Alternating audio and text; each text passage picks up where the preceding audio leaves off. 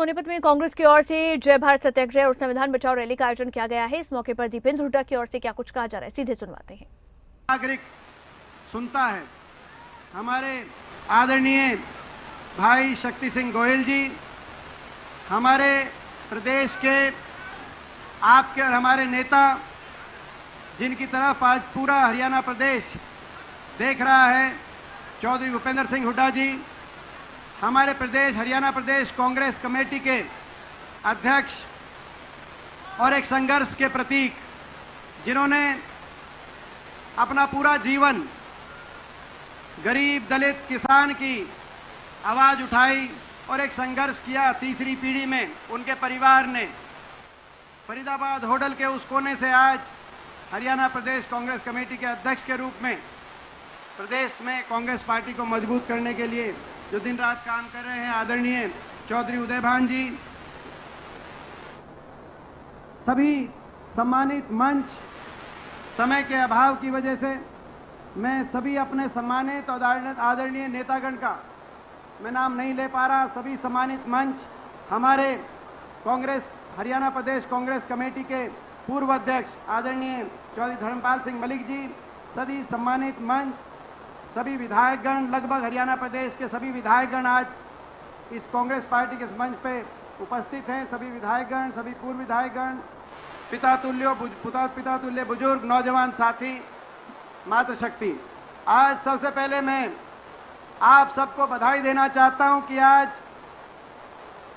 बाबा साहब की जयंती के उपलक्ष्य में 14 अप्रैल, ऐसा समय जब गर्मी का प्यारा 42 पार और खेत में काम, कटाई, लामनी में शक्ति सिंह जी को बताना चाहता हूं, ये हमारे हरियाणा में किसान मजदूर के काम करने का, पीक काम करने का समय है।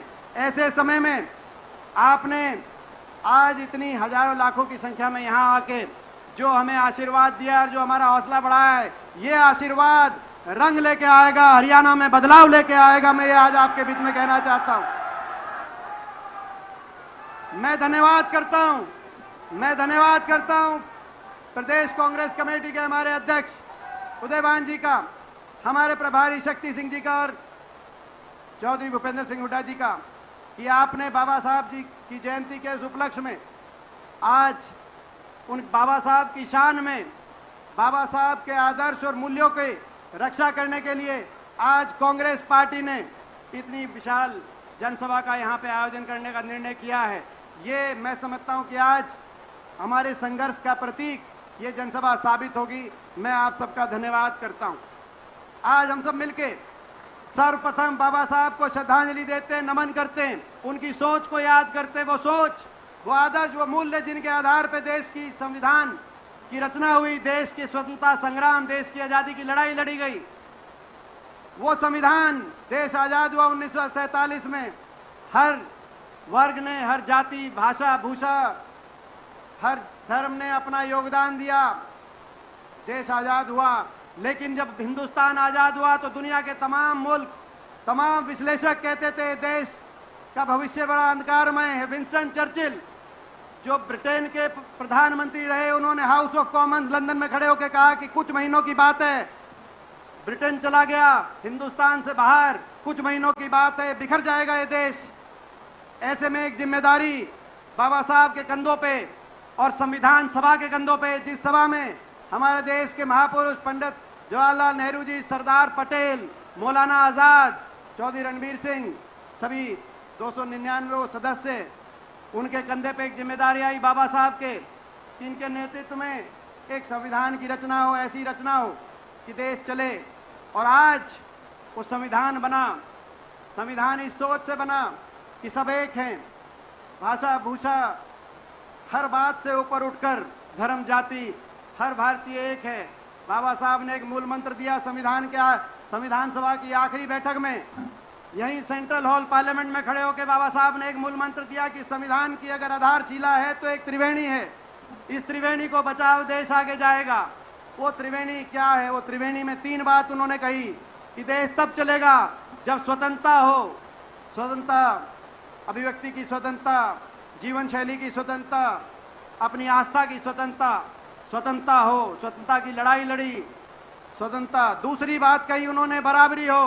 देश में अमीर से अमीर व्यक्ति, उस समय टाटा बिरला थे, और उनसे लेके गरीब से गरीब व्यक्ति को एक मौलिक अधिकार मिले, कानूनी अधिकार, लोकतांत्रिक अधिकार, सबके बराबर हो, सबके पास एक वोट हो, सबको न्याय और संविधान एक नजर से देखे, बराबरी हो।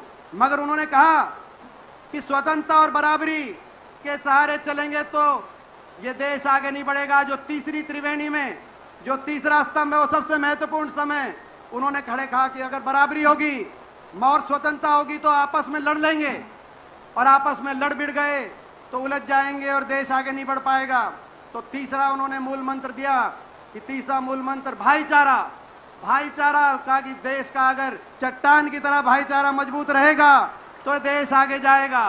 तीन बातें कही, लिबर्टी, इक्वालिटी एंड फ्रेटर्निटी, भाईचारा। और अगर भाईचारे के साथ स्वतंत्रता और बराबरी के इस मूल मंत्र से आगे बढ़ेंगे तो देश आगे बढ़ेगा। 75 साल में हिंदुस्तान ने जो तरक्की करी, आज 21वीं सदी में सारी दुनिया हमारे देश की तरफ देखती है कि 21वीं सदी भारतवर्ष की होगी। उस संविधान की, उस नींव की, उस बुनियाद की देन है।